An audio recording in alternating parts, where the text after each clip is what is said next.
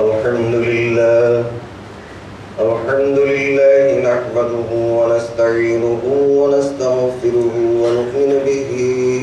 ونتوكل عليه ونعوذ بالله من شرور أنفسنا ومن سيئات أعمالنا من يهده الله فلا مضل له ومن يضلله فلا هادي له ونشهد أن لا إله إلا الله وحده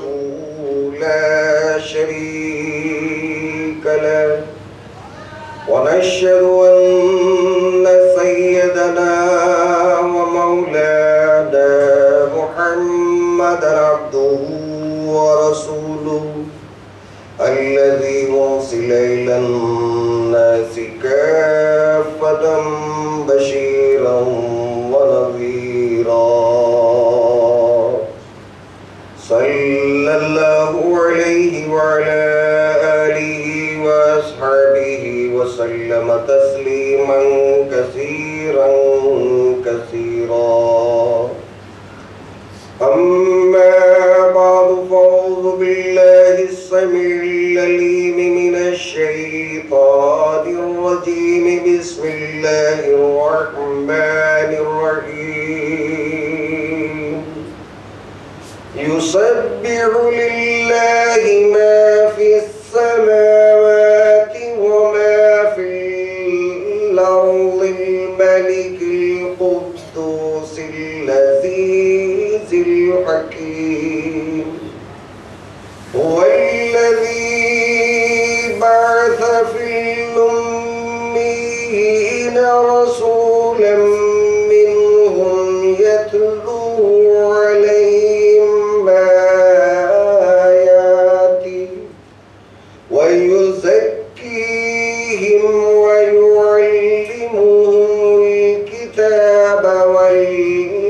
والحكمة وإن كانوا من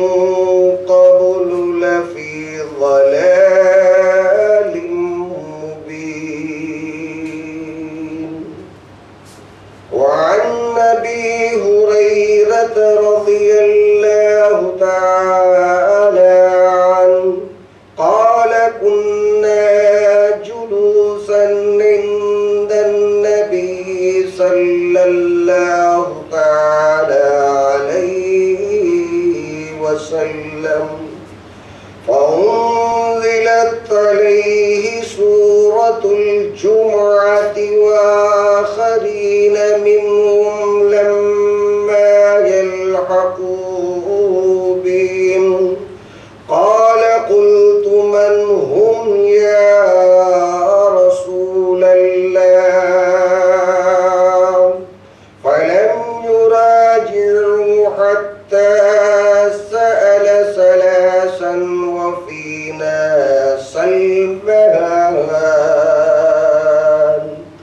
وفينا سلمان الفارسي وضع رسول الله صلى الله عليه وسلم يده على سلمان ثم قال لو كان الإيمان عند الثريا لناله رجال أو رجل من هؤلاء صدق الله العظيم وصدق رسوله النبي الكريم ونحن على ذلك لمن الشاهدين والشاكرين والحمد لله رب العالمين اللهم صل على محمد وعلى آل محمد كما صليت على إبراهيم وعلى آل إبراهيم إنك حميد مجيد اللهم بارك على محمد محمد وعلى آل محمد كما باركت على إبراهيم وعلى آل إبراهيم إنك حميد مجيد. تمام تعریفیں رب ذوالجلال بادشاہ لم یزل ولا یزال احد الصمد الذی لم یلد ولم یولد اللہ سبحانہ وتعالی کے لیے ہیں جو بڑا ہی مہربان نہایت رحم والا کرم والا داد و دہش والا تاو مغفرت والا یوم جزا کا مالک قیامت میں فیصلے کرنے والا پروردگار عالم نے قرآن مجید میں سورہ جمعہ میں ارشاد فرمایا یسبح للہ ما فی السماوات وما فی الارض الملک القدوس العزیز الحکیم هو الذي بعث في الأميين رسولا منهم يتلو عليهم آياته ويزكيهم ويعلمهم الكتاب والحكمة. کائنات عالم میں پروردگار عالم نے بے حد و حساب اور بے شمار پیغمبران اعظام کو مبعوث فرمایا اور شاید ہی اللہ تبارک و تعالیٰ نے کسی پیغمبر کی اتنی تعریف کی ہوگی جتنی تعریف حبیب کبریا کی فرمایا. سورہ جمعہ ہے اور ماشاءاللہ آج کا دن جمعے کا دن ہے. یہ جمعہ کی محتم بشان فضیلت والی آیات کریمہ ہیں جس میں میرا اور آپ کا پروردگار عالم تاجدار بدحا رسالت مآب صلی اللہ علیہ وسلم کی تعریف بیان کرتا ہے. ارشاد فرمایا هو الذي بعث في الأميين رسولا منهم يتلو عليهم آياته. میرا حبیب کبریا رسول خدا تاجدار بدحا رسالت مآب صلی اللہ علیہ وسلم ان پڑھ لوگوں کو قیامت تک پیدا ہونے والے ہو لوگوں کان کھول کر سن لو. گمراہی کے اندر مبتلا رہنے والوں رات بھٹک کر زندگی گزارنے والوں پروردگار عالم کی طرف سے رسول خدا تاجدار بدحا رسالت مآب صلی اللہ علیہ وسلم تمہیں قرآن پڑھاتے ہیں. اللہ کا احسان ہے نبی اکرم صلی اللہ علیہ وسلم تمہیں حدیث پڑھاتے ہیں. اور تیسرے نمبر پر اللہ کا احسان ہے تاجدار بدحا رسالت مآب صلی اللہ علیہ وسلم تمہارے زندگیوں کو اخلاق سے آراستہ و پیراستہ فرماتے ہیں. نبی اکرم صلی اللہ علیہ وسلم کی اللہ نے 3 باتوں کو لے کر تعریف بیان فرمائی اور 3 باتوں کو لے کر اللہ کے نبی کے کام کو سمجھایا. اللہ کے نبی کے قرآن بالعالم بالقرآن ہونے کی تعریف بیان فرمائی. اللہ کے نبی قرآن کے عالم ہے, اللہ کے نبی حدیث کے عالم ہے, اور اللہ کے نبی اخلاق کے عالم ہے. اور اللہ نے اللہ کے نبی کی تعریف کی تو اللہ کے نبی نے اللہ اور اللہ کے نبی پر ایمان لانے والے اپنے شاگرد صحابہ کی تعریف بیان فرمائی. اللہ نے اللہ کے نبی کی تعریف بیان فرمائی. تو جو لوگ اللہ کے نبی کے درگاہ رسالت مآب صلی اللہ علیہ وسلم میں آپ کے مدرسے میں داخل ہو کر قرآن کی تعلیم کو حاصل فرمایا, حدیث کی تعلیم کو حاصل فرمایا, اخلاق حمیدہ کی تعلیم سے بہرہوری حاصل فرمایا, خدا کی قسم اللہ کے نبی صلی اللہ علیہ وسلم نے اپنے شاگردوں کی اتنی تعریف بیان فرمائی, سارے صحاح ستہ کے محدثین نے سارے صحابہ کے فضائل کو اپنے کتابوں کے اندر جمع فرمایا دیا. ابو بکر صدیق رضی اللہ تعالیٰ عنہ قرآن کے جو عالم بنے, اگر آج دنیا کے کسی یونیورسٹی میں اگر کوئی اللہ کا بندہ اتنا علم حاصل کرتا تو اس کے لیے یونیورسٹی کے چانسلر کے پاس اسے سرٹیفکیٹ دینے کے لیے الفاظ کم پڑ جاتے. پی ایچ ڈی کر لو, ڈاکٹر کہہ لو,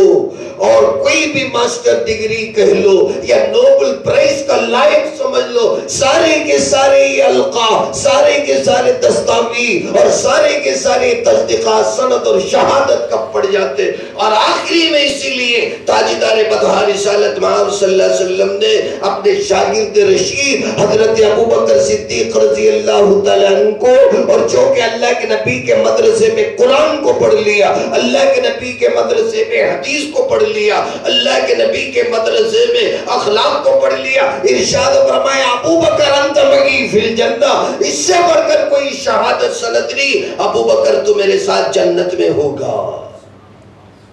امام بخاری، امام مسلم، نسائی، داؤد، ابن ماجہ، سنن بیہقی،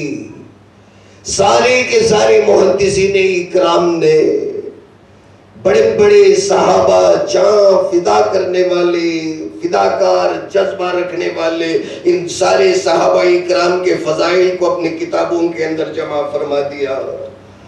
ابو بکر صدیق رضی اللہ تعالیٰ کی فضیلت بیان فرمائی، عمر فاروق کی فضیلت بیان فرمائی، عثمان غنی کی فضیلت بیان فرمائی، علی و طلحہ، زبیر، عبد الرحمن بن عوف کی تعریف بیان فرمائی، سعد بن ابی وقاص کی تعریف بیان فرمائی، سعید بن زید کی تعریف بیان فرمائی، عبید اللہ بن جراح کی تعریف بیان فرمائی، سیدنا امام حسن اور حسین رضی اللہ تعالیٰ عنہما کی تعریف بیان فرمائی، فاطمہ، عائشہ، خدیجہ رضی اللہ تعالیٰ عنہما کی تعریف بیان فرمائی، حضرت جعفر بن ابی طالب، حضرت عباس، حضرت زبیر بن نوام، زید بن حارثہ، اسامہ بن زید، عمار بن یاسر رضی اللہ تعالیٰ عنہ، مصعب بن عمیر، خالد بن ولید، عبداللہ بن مسعود، معاویہ بن نبی سفیان، سالم بن مغفل، حذیفہ بن یمان، معاذ بن جبل، سعد بن نبادہ، ابی بن کعب، عبداللہ بن سلام رضی اللہ تعالی علیہم اجمعین. ہزاروں صحابہ اکرام کی تعریف کو امام بخاری رحمت اللہ علیہ نے اپنی کتاب کے اندر درج فرما کر اپنی کتاب صحیح بخاری کی زینت کو بڑھا لیا. بڑے بڑے صحابہ اکرام کے فضائل کو بڑے بڑے محدثین نے جمع فرمایا. اور یہ تو اللہ کے نبی کے مدرسے میں پڑھ کر فارغ ہونے والوں کی سند اور شہادت اور سرٹیفکیٹ ہے. اور آپ کو تعجب ہوگا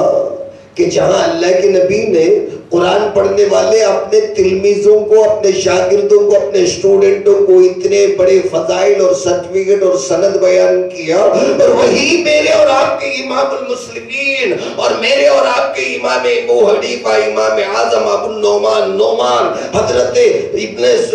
نعمان بن ثابت رحمت اللہ علیہ، اہل سنت والجماعت کے امام اعظم ابو حنیفہ رحمہ اللہ کی تعریف بھی اللہ کے نبی صلی اللہ علیہ وسلم نے بیان فرمائی. اور آپ کو تعجب ہوگا اس تعریف کو امام بخاری رحمت اللہ علیہ نے بخاری میں درج فرمایا.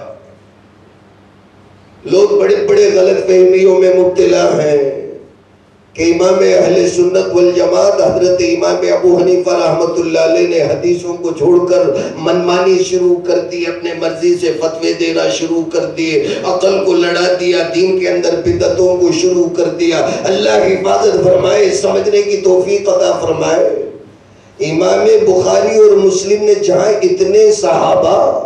اور اتنے سے زیادہ صحابہ کی جہاں تعریف کے اندر حدیثوں کو مرتب فرمایا، حدیثوں کو بیان فرمایا، وہی یہی بخاری کی حدیث ہے. تاجدار بدحا رسالت مآب صلی اللہ علیہ وسلم نے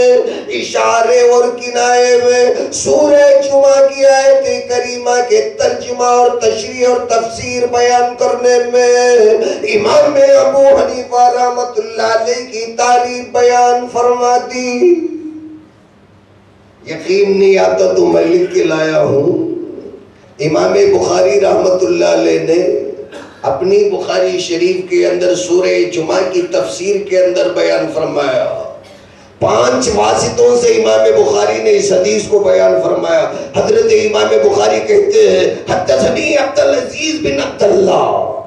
مجھے حضرت عبدالعزیز بن عبداللہ نے اس حدیث کو بیان فرمایا. قال حدثنی سلیمان بن مالک رضی اللہ تعالیٰ عنہ، فرمایا انہوں نے سلیمان بن مالک سے اس حدیث کو سنا. قال حدثنی ثور عن ابو الغیث، فرمایا کہ انہوں نے حضرت ثور سے اس حدیث کو سماعت فرمایا. قال حضرت ثور نے ابو الغیث سے اس حدیث کو سنا اور حضرت ابو الغیث نے حضرت ابو ہریرہ رضی اللہ تعالیٰ عنہ سے اس حدیث کو سماعت فرمایا. قال كنا جلوسا عند النبي صلی اللہ تعالی علیہ وسلم، حضرت ابو ہریرہ رضی اللہ تعالیٰ عنہ بیان فرماتے ہیں ایک مرتبہ ہم نبی اکرم صلی اللہ علیہ وسلم کے دربار میں بیٹھے ہوئے تھے. فانزلت علیہ سورۃ الجمعہ، ایسے میں اللہ کے نبی پر سورہ جمعہ کا نزول اجلال ہوا. ابو ہریرہ بیان فرماتے ہیں ہم بیٹھے ہوئے تھے کہ اتنے میں سورہ جمعہ نازل ہوا اور سورہ جمعہ کی ایک آیت کریمہ کو اللہ نے نازل فرمایا وآخرین منہم لما یلحقوا بہم، اور ان صحابہ کے بعد میں ایک ایسی جماعت ان کے اندر شامل ہو جائے گی جو قرآن کو صحابہ کی طرح پڑھے گی اور اللہ کہتا ہے حدیث کو صحابہ کی طرح پڑھے گی اور اخلاق کو صحابہ کی طرح اپنے زندگی کو سنوارے گی. ابو ہریرہ رضی اللہ تعالیٰ عنہ کے بارے میں تو آپ تمام جانتے ہیں، سارے مسلمان جانتے ہیں. حدیث سننے کا حضرت ابو ہریرہ کو بڑا شوق تھا، حضور صلی اللہ علیہ وسلم کی خدمت میں رہنے کا بڑا شوق تھا. حدیثوں کو پوچھ پوچھ کر معلومات حاصل کرنے پہ حضرت ابو ہریرہ بڑے حریص تھے. جیسے ہی آیت کریمہ نازل ہوئی کہ صحابہ کے بعد میں بہت سے لوگ ایسے بھی اسلام کے اندر داخل ہو جائیں گے جو صحابہ کا کام کر کے دکھائیں گے، اور فرمایا لما یلحقوا بہم، اللہ خود کہتا ہے آج وہ لوگ صحابہ میں موجود نہیں، بعد میں آ کر داخل ہو جائیں گے. لما یلحقوا بہم، جو آج اس وقت میں آپ کے مجلس میں اللہ کے نبی وہ لوگ موجود نہیں ہے، بعد میں چل کر صحابہ کے درجے کو پہنچ جائیں گے یا صحابہ کا کام کرنے والے بن جائیں گے. حضرت ابو ہریرہ رضی اللہ تعالیٰ عنہ کو شوق پیدا ہو گیا کہ آج ہم تمام کے تمام اللہ کے نبی کی خدمت میں فداکارانہ جذبہ لے کر زندگی گزارتے ہیں. ہمارے بعد میں وہ لوگ کون ہوں گے جو ہمارے کام کی طرح کام کر کر قرآن کی فضیلت کے مالا مال ہو جائیں گے، اللہ کی نظر میں صحابہ کی طرح کام کرنے والوں کا رتبہ حاصل کر لیں گے. سوال پیدا ہوا اور ابو ہریرہ جب بھی سوال پیدا ہوا پوچھے بغیر چپکے نہیں رہے. فرمایا قال قلت من هم یا رسول اللہ. سارے صحابہ میں ہمت جٹا کر پوچھنے والے ایک ابو ہریرہ ہی ہمیشہ رہا کرتے تھے. تو حضرت ابو ہریرہ خود بیان کرتے ہیں پورے صحابہ اکرام کے اندر میں ہی پوچھ بیٹھا اللہ کے نبی ہمارے بعد میں آخر وہ کون قوم ہوگی جو ہمارے بعد میں ہمارے درجات کو پہنچ جائے گی، کام کرنے کی نسبت میں مرتبہ حاصل کر لے گی. فلم یراجعوا حتی سأل ثلاثا، حضور صلی اللہ علیہ وسلم نے جواب ارشاد نہیں فرمایا، خاموش رہ گئے. ابو ہریرہ بھی خاموش نہیں رہے. فرمایا فسألت ثلاثا، 3 مرتبہ میں نے پوچھا من ہم یا رسول اللہ، اللہ کے نبی ذرا بتا تو دیجئے کہ وہ کون لوگ ہیں. قلت ثلاثا سأل ثلاثا، 3 مرتبہ میں نے سوال فرمایا اللہ کے نبی آخر وہ کون لوگ ہیں، وہ کون لوگ ہیں جو ہمارے بعد میں پیدا ہو کر ہماری طرح سمجھ جائیں گے، ہماری طرح قرآن پڑھ لیں گے، ہماری طرح حدیث کے اندر کمال پیدا کر لیں گے. اور خود ابو ہریرہ بیان فرماتے ہیں وفینا سلمان الفارسی رضی اللہ تعالیٰ عنہ، اور حضرت سلمان فارسی رضی اللہ تعالیٰ عنہ کے فضائل میں امام بخاری اور مسلم رحمت اللہ علیہ نے بیان فرمایا تاجدار بدہا نے ایک مرتبہ سلمان سے خوش ہو کر فرمایا سلمان میرے خاندان کا آدمی ہو گیا، السلمان منا اہل البیت او کما قال علیہ الصلوۃ والسلام،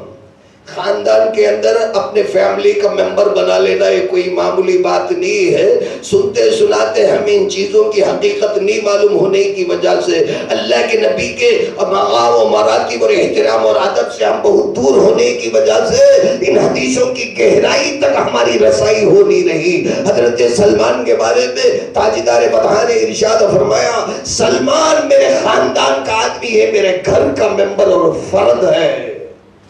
یہی سلمان اس وقت میں حضور صلی اللہ علیہ وسلم کی مجلس میں بیٹھے ہوئے تھے تو حضرت ابو ہریرہ بیان فرماتے ہیں وفینا سلمان الفارسی, ہمارے درمیان میں جب یہ گفتگو ہو رہی تھی تو حضرت سلمان فارسی بیٹھے ہوئے تھے. وضع رسول اللہ صلی اللہ علیہ وسلم یدہ علی سلمان, تاجدار بطحاء رسالت مآب صلی اللہ علیہ وسلم اپنا دست مبارکہ حضرت سلمان پر رکھ دیے. فقال لو كان الایمان عند الثریا, ہاتھ رکھ کر فرمایا کہ اگر ایمان آسمان دنیا پر چاند سے بھی اونچا چمکنے والے ستارے ثریا پر بھی معلق اور لٹکا ہوگا لنالہ رجال اور رجل من هؤلاء, وہاں سے بھی ایمان کو توڑ کر, علم کو توڑ کر, قرآن کے ترجمے کو توڑ کر, حدیث اور سنت کی نورانیت کو توڑ کر, اخلاق حمیدہ کو وہاں سے لے کر بھی اس کے خاندان اور اس کے بستی والوں میں سے ایک آدمی تمہارے درجے کو پہنچ جائے گا. نبی اکرم صلی اللہ علیہ وسلم نے اشارے میں امام اہل سنت والجماعت حضرت امام ابو حنیفہ رحمت اللہ علیہ کی تعریف بیان کی اور خود امام بخاری رحمت اللہ علیہ نے صحیح روایتوں کے ساتھ اپنی جامع صحیح کے اندر بیان فرمایا.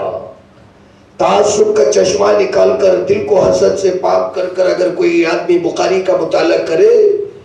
تو سب سے زیادہ قریب ہو کر بخاری کی شرح کرنے والے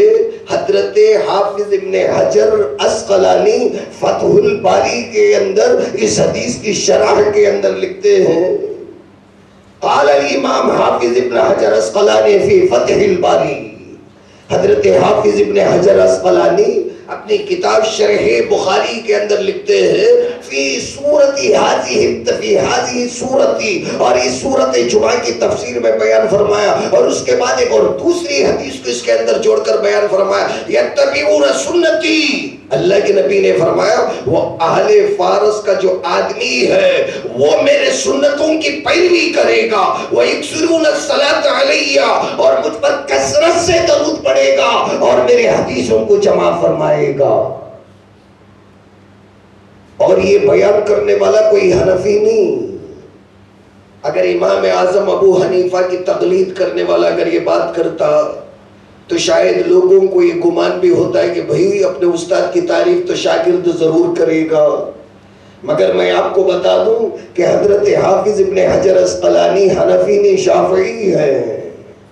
حافظ ابن حجر عسقلانی جو امام اعظم ابو حنیفہ کے تعلق سے بیان کرتے ہیں اللہ کا بندہ امام اور سچا ہونے کی وجہ سے سچ بات بتا دیا. اللہ والوں کو کسی سے حسد نہیں ہوتا, تعصب نہیں ہوتا, جلاب اور کڑن نہیں ہوتا, ان کو دوزخ کا کڑن ہوتا ہے کہیں غلط بیانی کی وجہ سے اللہ ناراض نہ ہو جائے. اس لیے صحیح حدیثوں کا ترجمہ صحیح طریقے سے حافظ ابن حجر عسقلانی نے اپنی کتاب میں بیان فرمایا. توعیض الصحیفہ علامہ امام سیوطی رحمت اللہ علیہ کی ایک حدیث کی کتاب ہے, اور یہ بھی میں بیان کر دوں جتنے حوالے میں لکھ کے آیا یہ ایک بھی حنفی کا حوالہ نہیں ہے, یہ بھی شافعی المسلک ہے. علامہ جلال الدین سیوطی رحمہ اللہ یہ بھی شافعی ہے, اور وہ اپنی توعیض الصحیفہ کے اندر نبی اکرم صلی اللہ علیہ وسلم کی ایک حدیث کو بیان فرمایا لو كان العلم معلقا عند الثريا لتناوله رجالا من ابناء فارس. امام سیوطی رحمت اللہ علیہ بیان کرتے ہیں اگر علم ثریا کے اندر بھی اگر لٹکا ہوا ہے تو فارس ایک آدمی آسمان پر چڑھ کر میرے علم کو اتار کر لوگوں میں بانٹ دے گا۔ آخر یہ فارس والا آدمی کون ہے؟ مکہ تو ہم جانتے ہیں، مدینہ تو ہم جانتے ہیں، حجاز کو ہم جانتے ہیں، آخر یہ فارس کہاں کا ہے؟ خطیب بغدادی رحمت اللہ علیہ نے اپنی کتاب کے اندر جو تاریخ کی عربی زبان کے اندر سب سے بڑی مستند اور معتبر کتاب ہے، فرمایا یہ فارس عراق کے اندر کا ایک جگہ ہے، ایک مقام ہے، ایک صوبہ ہے، ایک ڈسٹرکٹ ہے، اور جس کے اندر سب سے پہلا اگر کوئی عالم دین پیدا ہوا، اس کی نسل سے اگر کوئی محدث پیدا ہوا تو امام اعظم ابو حنیفہ ہے۔ اس سے پہلے اس گاؤں کے اندر پرانے زمانے سے لے کر حضرت علی کے زمانے سے لے کر امام ابو حنیفہ تک کوئی عالم پیدا نہیں ہوا۔ اور خطیب بغدادی اپنی کتاب کے اندر اور علامہ مکی نے اپنی موفق کے اندر اپنی کتاب کے اندر بیان فرمایا، امام ابو حنیفہ کے خاندان کا جو شجرہ بیان فرمایا، ومس ورکشم جسے کہتے ہیں، خاندان کا جو شجرہ بیان فرمایا کہ حضرت امام اعظم ابو حنیفہ رحمت اللہ علیہ کا نام نعمان تھا، اور امام اعظم ابو حنیفہ رحمت اللہ علیہ کے والد بزرگوار کا نام ثابت تھا، اور امام اعظم ابو حنیفہ کے دادا کا نام سوتا تھا، اور ان کے ابا کا نام امام اعظم ابو حنیفہ کے پردادا کا نام مرزبان یا ماہ تھا۔ یہ تمام کے تمام فارسی نام ہے، اور یہ فارسی نسل ہونے کی وجہ سے ان کے ابا کا نام، ان کے دادا کا نام سوتا ہے، اور ان کے اپنے پردادا کا نام ماہ ہے، اور ماہ کا معاملہ تو اور مطلب تو آپ جانتے ہی ہیں، مہ یا ماہ کہتے ہیں چاند کو، یا دوسرا معنی اس کا آتا ہے قوم کے سردار کو۔ خطیب بغدادی اپنی کتاب کے اندر لکھتے ہیں کہ امام اعظم ابو حنیفہ رحمت اللہ علیہ کا جو خاندان تھا فارس کے اندر بڑا رئیس خاندان تھا، شان اور شوکت والا خاندان تھا، حضرت علی کرم اللہ وجہہ کا زمانہ تھا۔ میں ایک واقعہ بیان کروں یہ سلسلہ انشاءاللہ امام اعظم ابو حنیفہ رحمت اللہ علیہ کے تعلق سے میں نے جو سلسلہ شروع کیا ہے، اللہ جب تک یہ کام پورا نہ ہو جائے مجھے سکت اور توفیق عطا فرمائے، تھوڑا تھوڑا انشاءاللہ میں آپ لوگوں کے سامنے عرض کروں گا کہ حدیث کے علم کے اندر آپ کا کیا مقام ہے، کوفے کے اندر کتنے بڑے بڑے شیوخ سے آپ نے حدیث کے علم کو حاصل کیا ہے، آپ نے کتنے حج ادا فرمائے، اور حج کے موسم میں مکہ میں اور مدینے میں کتنے بڑے بڑے صحابہ کے شاگردوں سے آپ نے ملاقات کی ہے، اور خود امام ابو حنیفہ رحمت اللہ علیہ نے کتنے صحابہ کو دیکھا، خود امام اعظم ابو حنیفہ کتنے صحابہ سے ملے اور کتنے صحابہ سے حدیثوں کو اخذ فرمایا۔ یہ ساری باتیں تھوڑی تھوڑی کر کے انشاءاللہ وقتاً فوقتاً میں آپ لوگوں سے عرض کروں گا۔ تو حضرت خطیب بغدادی نے تاریخ بغداد کے اندر بیان فرمایا کہ حضرت امام ابو حنیفہ رحمت اللہ علیہ کے جو پوتے ہیں حضرت اسماعیل، ان کی روایت کو حضرت خطیب بغدادی نے اپنی کتاب کے اندر نقل فرمایا، کہتے ہیں کہ حضرت علی رضی اللہ تعالیٰ جو کوفے کے اندر اپنے دار الخلافہ کو منتخب فرما کر حضرت علی جو مدینے سے منتقل ہو کر کوفہ پہنچ گئے، حضرت علی کے زمانے میں حضور سے حضرت امام ابو حنیفہ رحمت اللہ علیہ کے دادا جان زوتا جو ابھی مسلمان نہیں ہوئے، فارسی النسل تھے، مگر حضرت علی رضی اللہ تعالیٰ عنہ سے بڑی محبت کرتے تھے۔ عید کا دن تھا، نوروز عید کا دن تھا، جو فارسیوں کے عید کا دن ہے، فارسیوں کے عید کو نوروز کہا جاتا ہے۔ اس دن بڑے شان اور شوکت سے اپنے اہلیہ سے کہلوا کر کہ حضرت علی رضی اللہ تعالیٰ عنہ کو ہمیں فالودہ کھلانا ہے۔ فارسی کا فالودہ ایک نیا ڈش ہے جس کا نام کتابوں کے اندر فالودہ لکھا، تو بڑے تیاری کے ساتھ، بڑے توجہ کے ساتھ فالودہ تیار کرایا، اور حضرت علی رضی اللہ تعالیٰ عنہ کی خدمت میں امام ابو حنیفہ رحمت اللہ علیہ کے ابا محترم ثابت جو چھوٹے 5-6 سال کے تھے، ان کو لے کر ابو حنیفہ کے دادا جان سوتا فالودہ لے کر حضرت علی رضی اللہ تعالیٰ عنہ کی خدمت میں تشریف لے گئے، اور فرمایا کہ حلواؤں کے اندر شیرینی کے اندر سب سے قیمتی اور لذیذ شیرینی ہے۔ ابو حنیفہ رحمۃ اللہ علیہ علی رضی اللہ تعالیٰ کی خدمت میں ان کے دادا کا ہمیشہ آنا جانا رہتا تھا۔ حضرت علی رضی اللہ تعالیٰ کے علمی مقام کو تو ہم تمام جانتے ہی ہیں۔ حضور صلی اللہ علیہ وسلم نے فرمایا میں علم کا اگر شہر ہوں تو علی اس کے صدر دروازہ ہیں۔ علی رضی اللہ تعالیٰ مین گیٹ ہے اس علم کی بستی کے، کوئی بھی آدمی اس دروازے سے گزرنے بغیر علم کے بستی کے اندر داخل ہو نہیں سکتا۔ تو ان کی خدمت میں فالودہ لے کر پہنچے، حضرت علی رضی اللہ تعالیٰ بڑے خوش ہوئے، مسکرایا، فالودہ کو قبول کیا۔ تو یہ زوتا بڑے بے تکلف تھے حضرت علی رضی اللہ تعالیٰ سے، اور فرمایا کہ میرا چھوٹا سا بچہ ثابت ہے، آپ اس کے لیے دعا فرما دیجئے۔ حضرت علی رضی اللہ تعالیٰ نے سر پہ ہاتھ رکھ کر دعا فرما دی۔ قبولیت کا وقت تھا،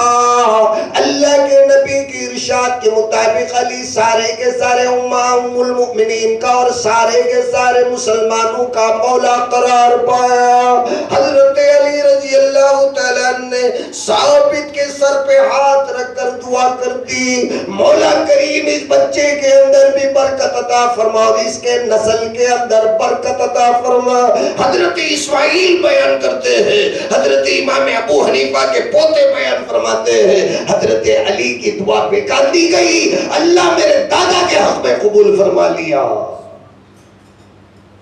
میرے دادا ثابت کے حق میں قبول فرما لیا، اور اللہ چھپا کر حضرت دادا ثابت کے سلب سے میرے اپنے ابا جان نعمان بن ثابت ابو حنیفہ امام اعظم کو پیدا فرمایا۔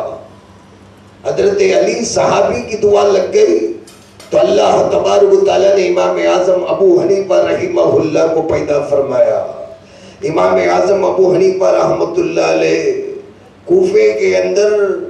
بالکل ہی بادشاہوں سے، خلافتوں سے، امیروں سے ہٹ کر صوفیانہ زندگی گزارتے ہوئے حدیث اور فقہ کے علم کے اندر اتنا جٹ گئے کہ اس زمانے کے اندر جو بدقسمتی سے 70 پر 2 فرقے وجود میں آ گئے تھے، اور ساروں کے کمر کو خدا کی قسم امام ابو حنیفہ نے توڑ کر رکھ دیا۔ تاجدار بطحا کی یہ حدیث سچ ثابت ہو گئی۔ امام قرطبی بیان کرتے ہیں، بات میری نہیں اور بات ہمارے ہندوستان کے علماء کی بھی نہیں، اور جن سے ہمیں حدیثیں پہنچی ہمارے کاکناڑے تلک اور ہمارے ملک کے تلک، ان کی اپنے حدیثوں کی روایتیں بیان کرتا ہوں۔ قال امام القرطبی، امام قرطبی رحمہ اللہ نے بیان فرمایا، وَوَقَعَ مَا قَالَهُ صلی اللہ علیہ وسلم عَيَانًا، دیکھتے دیکھتے اللہ کے نبی صلی اللہ علیہ وسلم کا کہنا سچ واقع ہو گیا۔ جو اللہ کے نبی نے سورہ جمعہ کی تفسیر میں بیان فرمایا کہ سورہ تک بھی ہے تو توڑ کے لائے گا، لوگوں میں بانٹے گا، تو یہ حدیث سچ ہو گئی۔ امام قرطبی کہتے فَإِنَّهُ وُجِدَ مِنْهُمْ مَنِ اشْتَهَرَ ذِكْرًا، اس لیے کہ فارس کے اندر، کوفے کے اندر ایک آدمی ایسا پیدا ہو گیا کہ جس کا ذکر پورے عالم کے اندر مشہور ہو گیا، من حفاظ الآثار والعنایہ، حدیثوں کو یاد کرنے کی وجہ سے اور اللہ کے نبی پہ یاد کرتے ہوئے کثرت سے درود پڑھنے کی وجہ سے، مالم یشارکہم فی من احد غیرہم، اور امام ابو حنیفہ کے ورا، تقوی، پرہیزگاری، رونا، گڑ گڑانا، علم کے مرتبے تک امام قرطبی کہتا ہے دنیا کے اندر اس زمانے میں کوئی نہیں پہنچ سکا۔ زمانے کا امام کہتا ہے تول کر اگر دیکھ لیا جائے، پرکھ کر اگر دیکھ لیا جائے، کسوٹی پر گھس کر اگر دیکھ لیا جائے، علم فقہ میں، علم حدیث میں اس زمانے کے اندر امام ابو حنیفہ کے مرتبے کو کوئی بھی نہیں پہنچ سکا۔ دوسری نشست میں انشاءاللہ ان کے دوسرے علمی فضائل کو میں آپ کے سامنے بیان کروں گا۔ تو حضرت امام ابو حنیفہ رحمۃ اللہ علیہ کے آج ایک فتویٰ طلب کرنے والے کے فتوے کے جواب میں آپ نے کس ہوشیاری اور کس علمی نقطے کو سامنے رکھ کر جواب ارشاد فرمایا۔ آپ کے ذوق کو رکھنے کے لیے کہ ہمارے امام میں اللہ تعالیٰ نے کون سی صلاحیتیں عطا فرمائی، کس طریقے سے بیان کرتے تھے، مرجیہ کو کس طرح جواب دیا، قدریہ کو کس طرح جواب دیا، کرامیہ کو، عباضیہ کو، معتزلہ کو کس طرح جواب دیا، اللہ کے نبی کی سنتوں کے اندر منمانی کرنے والے، حدیثوں کو جھوٹا وضع کرنے والوں کو کس طرح جواب دیا۔ ایک آدمی جو اہل سنت سے نہیں تھا، معتزلہ فرقے کا تھا، اور جن فرقوں کے بارے میں حضور صلی اللہ علیہ وسلم نے وعیدیں اور ڈراوے سنائے کہ میرے بعد میں میری امت 72 فرقوں کے اندر 73 فرقوں کے اندر بٹ جائے گی، تو ان فرقوں کے اندر تھا، نکل کے آیا اور امام اعظم ابو حنیفہ رحمۃ اللہ علیہ کا امتحان لینا چاہتا تھا کہ امام ابو حنیفہ کے بارے میں تو بڑی شہرت سنی کہ بڑے حاضر جواب ہیں اور بڑے دھڑلے سے جواب دیتے ہیں، اور بڑے بڑے امام اوزاعی، امام عامش، امام شعبی جیسے بڑے بڑے محدثین جو ان کے اساتذہ ہیں، ان پر نکیر نہیں کر سکتے، پکڑ نہیں سکتے، قرآن اور حدیث کو سامنے رکھ کر فتویٰ بیان کر دیتے اور پوچھنے پر انہی کی روایتوں کو سامنے رکھ دیتے ہیں۔ یہ واقعہ انشاءاللہ امام عامش اور امام شعبی سے جو پیش آیا میں اگلی جمعہ آپ لوگوں کے سامنے عرض کروں گا۔ ایک آدمی آیا جو حضرت امام ابو حنیفہ سے چلتا تھا، جاء رجل فی خدمت الامام ابی حنیفہ النعمان فاستفتاه فقال ماذا تقول فی رجل لا یبتغی الجنہ۔ ایک آدمی حضرت امام ابو حنیفہ رحمت اللہ علیہ کی خدمت میں آ کر فتویٰ طلب کیا، وقت بھی ہو رہا، 5 منٹ میں انشاءاللہ صبر سے بیٹھے میں اپنی بات کو ختم کر لوں۔ ایک آدمی آیا اور کہنے لگا، فتویٰ طلب کرنے لگا، اس آدمی کے بارے میں آپ کیا کہیں گے، مسلمان یا کافر؟ 2 لفظوں کے اندر بیان کر دینا، اس کے اندر بس 9 صفتوں کو میں بیان کروں گا۔ ایک آدمی ہے میری نظر کے اندر جو یہ کام کرتا ہے، اس کے بارے میں آپ کیا کہیں گے؟ آپ تو بڑے مجتہد ہیں، امام ہیں۔ امام ابو حنیفہ رحمت اللہ علیہ نے فرمایا کہ بھائی فتویٰ کیا ہے، کیا پوچھنا چاہتا ہے؟ پہلے نمبر پر کہا کہ لا یبتغی الجنہ، وہ آدمی ایسا ہے جو جنت کو طلب نہیں کرتا، ہوا مومن، جو جنت کا طلبگار نہ ہو، کیا وہ مومن ہو سکتا ہے؟ یہ اصل میں کانٹروورسی کا ایک مسئلہ تھا اس زمانے کے اندر، معتزلہ کا، مرجیہ کا۔ میں پھر کبھی فرصت کے اوقات میں ساری باتیں میں آپ لوگوں کے سامنے بیان کر سکوں گا، اس مختصر سے وقت میں صرف یہ مناظرہ، یہ فتویٰ پڑھ کر میں آپ لوگوں کو سنا دیتا ہوں۔ تو آدمی دوسرا مقصد لے کے آیا، اگر یہ مومن کہتے تو امام اعظم ابو حنیفہ کو معتزلی مشہور کر دینے کا ارادہ رکھتا تھا۔ کہنے لگا لا یبتغی الجنہ، جنت کو طلب نہیں کرتا، آپ کے نظر میں وہ مسلمان ہے کہ کافر ہے؟ ذرا سرسری جو ہمارے پاس عربی کا علم بھی نہیں، جو ہمیں حرف ہجا بھی نہیں معلوم، لیکن ہم تو یہی سمجھیں گے نا کہ جو سوال سامنے آیا، بھائی کوئی ایسا مردود بھی ہوگا جو مسلمان ہو کر جنت کی طلب نہیں کرنے والا ہے، ہم تو اسے برا بھلا کہیں گے کہ کیسا بدقسمت آدمی ہوگا جو مسلمان ہو کر جنت میں جانے کا شوق نہیں رکھتا۔ کہنے لگا ہوا مومن، کہ وہ مسلمان بھی ہے، اور دوسرے نمبر پر فرمایا وَلَا يَخَافُ النَّارَ، دوزخ سے کبھی نہیں ڈرتا، بڑا آزاد قسم کا آدمی ہے، کتنا بھی ڈراؤ دوزخ سے نہیں ڈرتا۔ تیسرے نمبر پر فرمایا یَأْكُلُ الْمِيتَةَ، مردار کھا لیتا ہے، مردار کھا لیتا ہے، جبکہ قرآن میں اللہ نے حرام قرار دیا۔ مَاذَا تَقُولُ فِي هَذَا الرَّجُلِ هَلْ هُوَ مُؤْمِنٌ، کہ جو مردار کھاتا ہے کیا فتویٰ دیں گے آپ کا ایسا آدمی مومن ہے، مسلمان؟ چوتھے نمبر پر سوال کیا وَيُصَلِّ بِغَيْرِ الرُّكُوعِ وَالسَّجْدَةِ، اور نماز کا بڑا مذاق اڑانے والا، نہ سجدہ کرتا ہے نہ رکوع کرتا ہے، کوئی بھی چیز کی ضرورت محسوس نہیں کرتا، نماز پڑھ کے نکل جاتا ہے۔ وَيَشْهَدُ بِلَا نَظْرٍ، جی بغیر دیکھے گواہ دینے کے لیے چل جاتا ہے، دیکھتا کچھ بھی نہیں مگر گواہ بن جاتا ہے کہ میں نے دیکھا۔ چھٹے نمبر پر فرمایا یحب الفتنہ، جھگڑوں کو بڑا پسند کرتا ہے، فتنہ بازی، جان دے کو شرارت کرنا، پارٹیوں کے اندر جھگڑا پیدا کر دینا، جماعتیں پیدا کر دینا، مسجدوں کے اندر ہلہ مچا دینا، مسجدوں کے اندر جھگڑا پیدا کرنا۔ وَيُبْغِضُ الْحَقَّ، حق سے بغض رکھتا ہے، جو حق بات ہے، کوئی آدمی اگر حق بات بتا دے تو اس کا دشمن ہی بن جاتا ہے، دل کے اندر بغض رکھتا ہے۔ وَيُفِرُّ مِن رَحْمَتِ اللَّهِ، اللہ کے رحمت سے بھاگ جاتا ہے۔ وَيُصَدِّقُ الْيَهُودَ وَالنَّصَارَىٰ، اور جب دیکھو یہودیوں کے اور نصرانیوں کی تصدیق کرتا ہے. ماذا تقول فی هذا الرجل اهو مؤمن او کافر؟ کیا ارشاد فرماتے ہیں آپ ایسے آدمی کے بارے میں کہ مسلمان ہے کہ کافر بن گیا؟ حضرت امام ابو حنیفہ کے فراست اور فہم اور بصیرت پہ قربان جائے، سمجھ گئے کہ آنے والا صرف چکمہ دینا چاہتا ہے، میرے خلاف جا کر مروان میرے خلاف جا کر منصور کے ہاں کان بھرنا چاہتا ہے، بادشاہ کو بھڑکانا چاہتا ہے، مسلمانوں کو گمراہ کرنا چاہتا ہے. حضرت امام ابو حنیفہ رحمۃ اللہ علیہ نے جواب دیا کہ سب کرنے والا میری نظر میں مسلمان ہے. حیران رہ گیا، اتنے سب کرنے والا مسلمان. آپ کو تو میں صحیح سمجھ کے آیا، آپ بغیر دلیل کے جو منہ میں آیا کہتے تھے، آپ کے پاس کوئی دلیل نہیں ہے. آپ نے اپنے جی کے اندر جو آیا کہہ دیا کہ مسلمان کہہ دیا، میں کیسے مان لوں کہ مسلمان ہے؟ ذرا دلیل تو دیجئے. امام اعظم ابو حنیفہ رحمۃ اللہ علیہ نے پہلے سوال کے جواب میں فرمایا وہ جنت کو اس لیے طلب نہیں کرتا ہے، یبتغی وجہ اللہ، وہ اللہ کو چاہتا ہے. جو اللہ کو چاہے گا اسے جنت کی کیا ضرورت ہے؟ وہ یبتغی وجہ اللہ، اللہ کو چاہتا ہے، اور جو اللہ کے لیے مرنا چاہتا ہے اسے جنت تو اپنے آپ مل جائے گی. اللہ تعالیٰ خالق ہے اور جنت مخلوق ہے. اور صوفیہ بیان کرتے ہیں مخلوق سے محبت رکھنا اور مخلوق کی محبت کرنا صوفیزم کے اندر حرام ہے، صوفیزم کے اندر حرام ہے. علامہ رومی رحمت اللہ علیہ نے تو اتنا بیان کر دیا. اور جو جنت کے لیے عبادت کرتا ہے وہ ہماری نظر میں عورت ہے،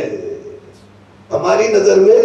عورت ہے. عورت تو کسی بھی خواہش کے لیے کام کرتی ہے، عورت کی ایک نفسیات ہوتی ہے، لالچی کے اندر کام کرتا ہے کہ جنت میں جائے اور میوے کھائے. تجھے شرم نہیں آتی تو اللہ کے لیے نماز پڑھ. کہیں کوئی بھی آدمی یہ تو نیت نہیں کرتا ہے نا میں نماز پڑھتا ہوں جنت کے واسطے تابع اس امام کے.